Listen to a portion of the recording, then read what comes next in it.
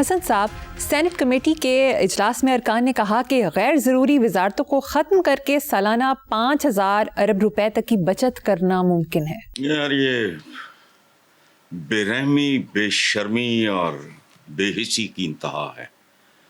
اندازہ لگاؤ، سب سے بڑے صوبے پنجاب کا میرا خیال ہے سالانہ بجٹ تقریباً 5,900 ارب ہے۔ یہ 5,000 ارب ڈکار جاتے ہیں جو غیر ضروری ہے۔ خدا کی پناہ، لاوارث لگتا ہے یہ ملک۔ لیکن بہرحال سینٹ کمیٹی کے ان ارکان کا شکریہ جنہوں نے کم از کم پوائنٹ آؤٹ تو کیا ہے کہ بادشاہ ننگا ہے۔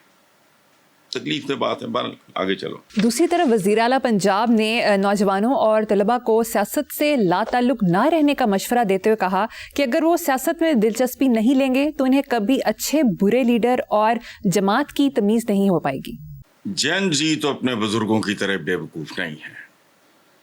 جو کچرا یہاں آتا رہا ہے پاکستان میں اب تک، رہنماؤں کی شکل میں جو راہزن آتے رہے ہیں، جہاں ہے منزل وہیں لٹیرا جیسے گانے جنہوں نے لکھوائے ہیں۔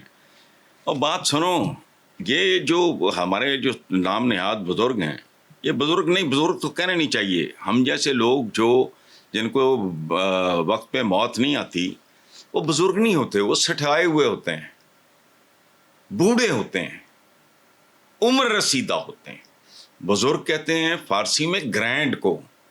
سو بزرگ شزرگ تو نہیں ہیں، یہ وہ لوگ ہیں جو چھوٹی موٹی نوکریوں، ذات برادریوں، سرکاری کینٹینوں کے ٹھیکوں، سائیکل سٹینڈوں کے ٹھیکوں پہ ضمیر بیچ دیتے ہیں۔ لا تعداد لوگ اسی شہر میں۔ نواز شریف صاحب کا ووٹ بینک بہت بڑی دھاندلی ہے بذات خود۔ بے شمار لوگ اس شہر میں ایسے تھے مختلف محکموں سے، یہ جو کارپوریشنیں، وہ مہینے کے مہینے تنخواہ لینے جایا کرتے تھے۔ کیا خیال ہے؟ تو جین زی پتہ نہیں کیا کرتی ہے، لیکن میری دعا ہے کہ یہ اپنے بزرگوں کی طرح احمق اور بے وقوف نہ ہو۔ یہ چھوٹے چھوٹے ان کو جو پھینکتے ہیں نا، یہی لوگ ہیں ان کی وجہ سے لفافہ جرنلزم۔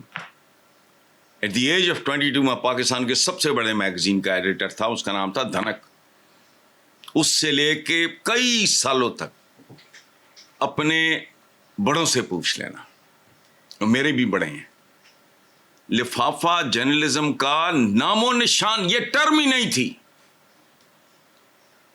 صحافی بابرو ہوتا تھا، آمدنی کم تھی، لیکن عزت احترام، ان لوگوں نے ان کو بھی پلاٹ بانٹنے شروع کیے، ٹھیکرے بانٹنے شروع کیے۔ اور جب کسی نے کہا جی میں بناؤں گا نہیں، انہوں نے کہا تو 2 دی جگہ 3 لے لا، چکے کو اپنا مال تے نہیں، 3 لے لا، ایک بیچ کے دوسرا بنا لیں، تیسرا بیچ کے فرنش کر لیں۔ سو بہرحال جین زی اگر وہ انڈیا کی جین زی جیسی ہوئی تو پڑھنے پا دے گی۔ وزیر اطلاعات سے منسوب اخباری خبر کے مطابق صوبائی وزیر کا کہنا ہے کہ بلاول بھٹو جھوٹا اور گمراہ کن پروپیگنڈا کرتے ہیں۔ بات وزیر اطلاعات نے ٹھیک کی ہے، لیکن ادھوری کی ہے۔ روٹی کپڑا مکان کے جھوٹ سے شروع ہوئے، آج تک آ گئے۔ نہ روٹی ہے، نہ کپڑا ہے، مکان ہے، پتہ نہیں کون بے حس بے وقوف لوگ ہیں جو ان کو ووٹ دیتے ہیں۔ اچھا، لیکن دوسری طرف کیا ہے؟ جناب اسپیکر کیا کریں، باقی بھی نہیں جیسے ہیں۔ بات سچی کی ہے وزیر اطلاعات نے، لیکن ادھوری بات ہے، پوری نہیں کرتے۔ جتنی بات سوٹ کرتی ہے انہیں کر دی۔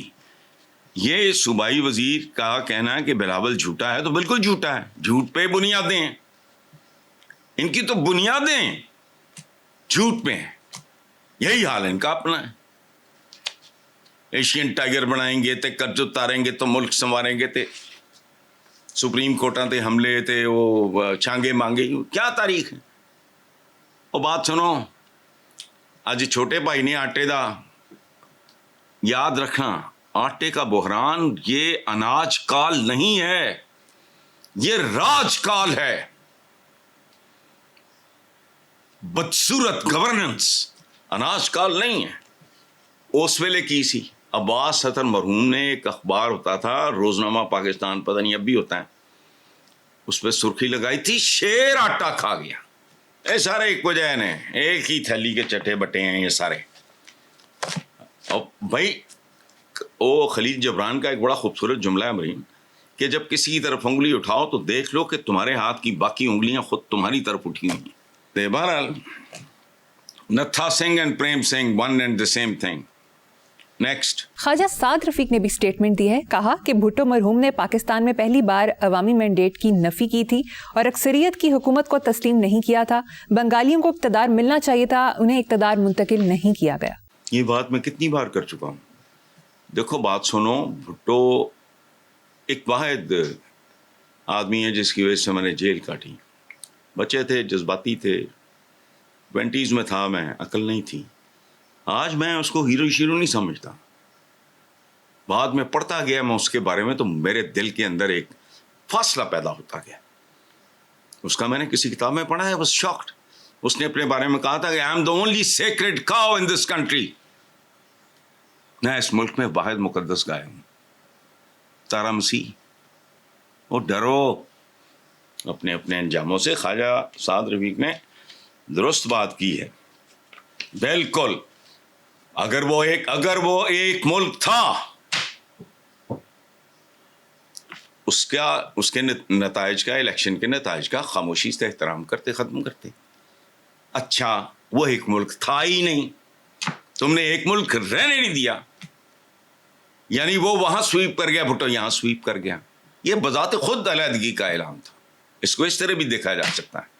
بنگالیز میرے ہاسٹل فیلو رہے ہیں بہت زیادہ, انڈر گریجویٹس ہیں, بنگالیز کا کوٹا تھا, تو وہ تو پیار محبت سے گالیاں دیا کرتے تھے, چھیڑا کرتے تھے میں تم سالہ پون زوبی, وہ جیم نہیں بول سکتے. تو بات وہ ٹھیک کر رہا ہے, لیکن باقی کس نے وہ کسر چھوڑی ہے. بات درست ہے خیر صاحب نے, لیکن پھر وہی بات ہے نا, ڈنڈی مار گئے. باقیہ نے کی کیتا ہے, انہوں نے ویسے گر بھی پاتے ہیں. میں 2 جملے یاد رکھنا میرے, آنے والی حکومتوں کو بھی یہ بیچ چکے ہیں. جو آئے گا جوتے کھائے گا اور ذلیل ہوگا, اور اس سے سنبھالا نہیں جائے گا.